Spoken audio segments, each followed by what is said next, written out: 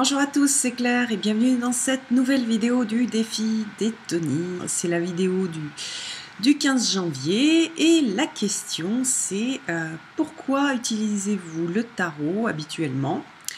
Donc avec plusieurs propositions. Alors, est-ce que j'utilise le tarot pour réfléchir? Oui, beaucoup.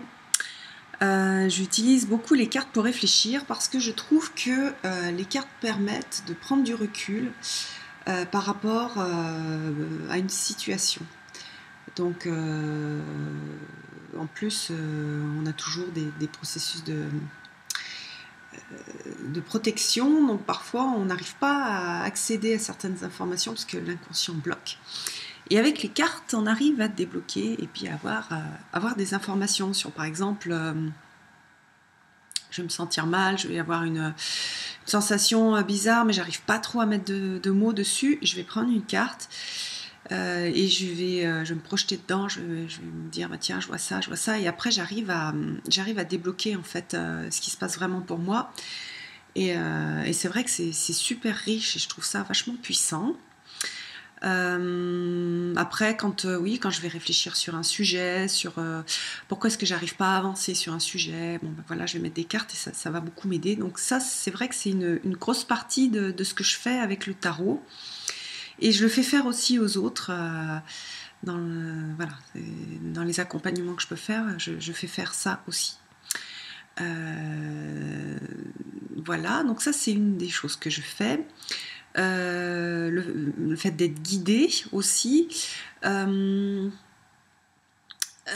J'utilise le tarot pour me guider, mais comment dire, je garde toujours un œil critique sur ce que me donne comme conseil le tarot. C'est-à-dire que pour moi, le tarot c'est comme un super bon ami qui vous veut du bien et qui vous donne des conseils.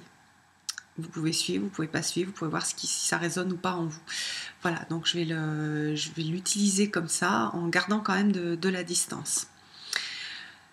Des conseils, voilà. Alors les conseils, oui, voilà, c'est exactement ce que je disais.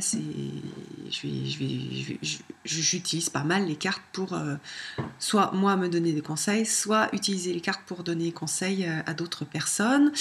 Pour m'amuser, pas trop en fait. J'utilise pas trop les cartes pour m'amuser. Pour moi, c'est sérieux.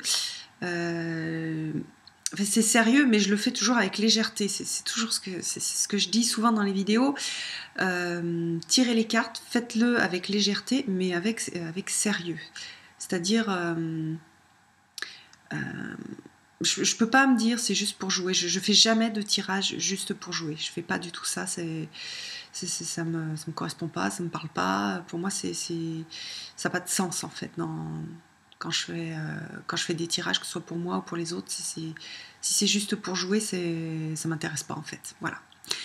Et la seule partie un peu ludique que je peux avoir, c'est quand je regarde les cartes et que c'est pour le plaisir de regarder les œuvres qui ont été créées par les artistes qui ont réalisé les cartes.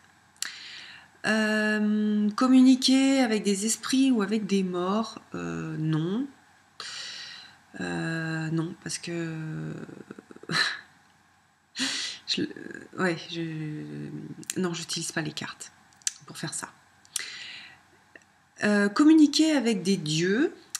Est-ce que je communique avec des dieux? Alors c'est plus dans ma pratique spirituelle où parfois, par exemple en ce moment je travaille beaucoup avec l'oracle de Marie, donc je tire des cartes, j'ai une carte de l'oracle de Marie, je fais les rituels qui sont indiqués, à chaque fois ça tombe très juste pour m'accompagner, et je tire dans l'oracle Journey of Love quelque part un message supplémentaire qui me serait donné par alors bon, moi je pense que c'est, enfin comment dire, j'ai pas un avis super tranché sur le fait de qu'est-ce que représente Marie, si c'est une véritable entité ou si c'est un archétype, etc. Pour moi, c'est pas d'importance.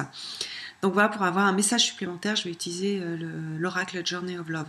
Donc c'est pas des tarots.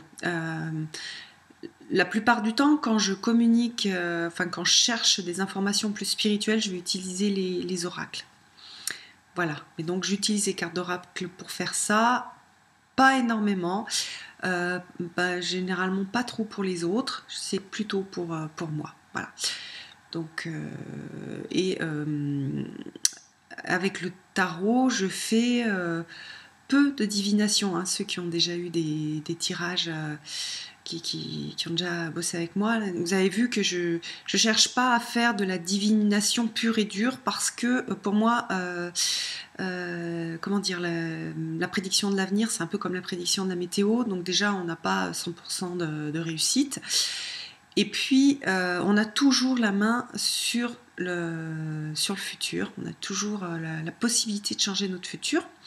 Donc c'est intéressant parce que les cartes vont donner peut-être des indications pour justement avoir le futur qu'on a envie, dont on rêve, qu'on a envie d'avoir. Voir si ce futur-là, il est vraiment juste pour nous, parce que parfois on a super envie de quelque chose et puis finalement c'est pas vraiment ce qui nous apporte le bien-être et le bonheur. Donc voilà, j'utilise les cartes comme ça. Et j'utilise très peu pour faire de la divination pure. Dans une semaine, vous allez vous casser la jambe. Et puis vous allez puis surtout, pour moi, les cartes, elles sont faites pour prendre du pouvoir, pour avoir du pouvoir sur sa vie, pour avoir confiance en soi, aller chercher tout ce qu'on a comme force, toutes les capacités, donner un sens à ce qui se présente pour nous. Donc, je n'aime pas du tout la divination classique, souvent il y a des choses assez négatives.